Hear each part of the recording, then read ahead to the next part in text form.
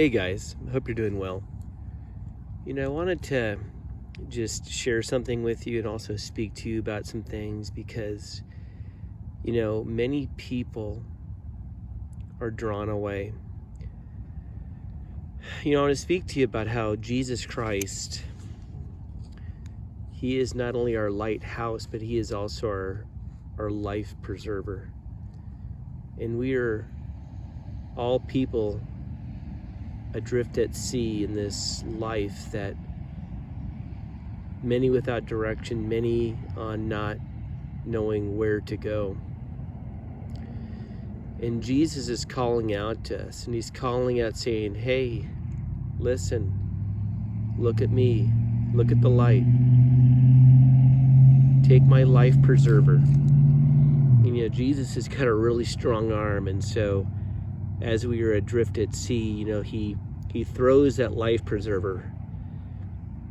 And even though it seems so far from where He's at, He's able to throw that right life preserver right around you. Those life preservers that got a rope tied to it, there's like a life ring. And so, He starts drawing and pulling people in. And, as they're being drawn in, the raging sea it's rough. And, the things and cares of this life just seem to overtake us. And so as He's pulling some in, there's other things adrift at sea. There's things floating by that seem more secure, seem like it's a better idea to latch onto, and some will actually leave that life ring, that life preserver, and maybe climb onto a large tree floating by, feeling that is their better hope, and they're more secure holding on to that than holding on to Jesus Christ, and they drift away into oblivion. And some, as they get drawn in, the sea is raging, and when one of those trees float by, they grab a hold of the branch of the tree, feeling it makes more sense, not only being held by this life preserver, but by this tree. And so as Jesus is pulling you in through the raging waters, in your life ring, in that life preserver, you're holding onto the branch of this tree, dragging it along. And it becomes very difficult to hold on to the branch of that tree, but you can see how large it is and how secure it must be. This tree is a massive tree, and it makes more sense to climb onto the tree than to hold on to the life preserver and to be in the life preserver. And so as time goes on, it becomes more difficult. Now you're kind of halfway out of the life preserver, holding onto the branch of this tree that you're dragging behind you, and it becomes hard. It becomes hard, and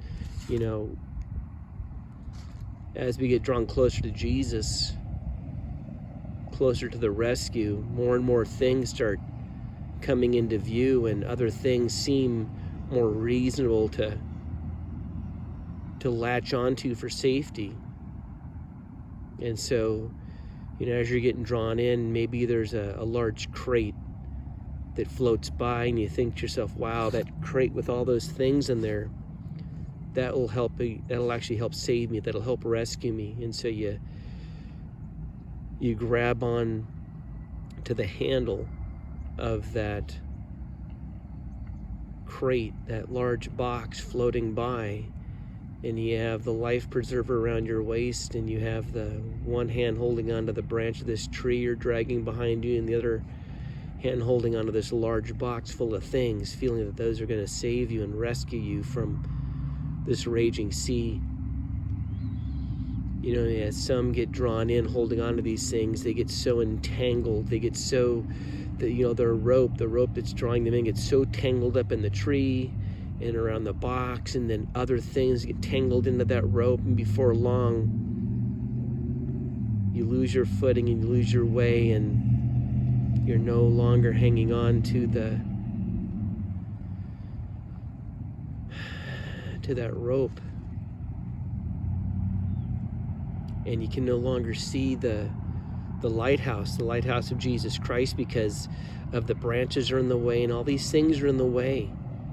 And the rope is just all intertwined between all these different things. And you know, that tree could represent a number of things. Could represent you know, just family things, family matters, work issues, religion. And we know how that religion entangles and twists the Word of God. And before long, you know, this rope is just so entangled in between all the branches and around the box, and you don't even know which way to go anymore. And then you're lost and adrift at sea with no direction. And still that one is still being pulled into the lifeboat, pulled into rescue, but cannot let go of that tree, cannot let go of that box full of stuff.